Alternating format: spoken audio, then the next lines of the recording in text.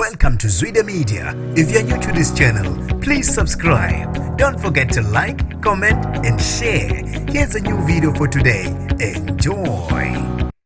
Usavele wakwela wadilika uWelile Mchunu kuNjoko ubenoKhuzani. Usole uNjoko njengomculi ongagezi. Uthi uKhuzani kungane engakhoza uNjoko ukuthi makageze bese eyeka nokhilimu ngoba emsole njengomuntu oprimayo. Bafethu ngaphandle othi ngikhuluma kakhulu awuzwele uWelile ezishelwe yena mathupha ungathi uzwe ngentatheli kaYouTube awubambela.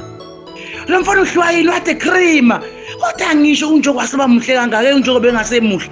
Kanti becream uNjoko yabona amaqupho ezandleni usuku cream mona maqupha njeni ucream usuku ehlule uNjoko uNkulunkulu wami kanti uNjoko bese cream awubheka ukuqhuthuke kanjani kanti uKhuzani kana mahloni kwenze njani nalo mfana engahamba nomuntu onjeni emcimbini beza mkwakhe ihlaya ngaye usemkhova wamkhova wazamqhuthula ngisizandla yebona nimkhuba kaKhuzani yohlekisa ngoNjoko emcimbini izolo. Yabona ukuthanda umuntu umthanda umuntu kodwa ungavumi ukuthi awenze umkhofu.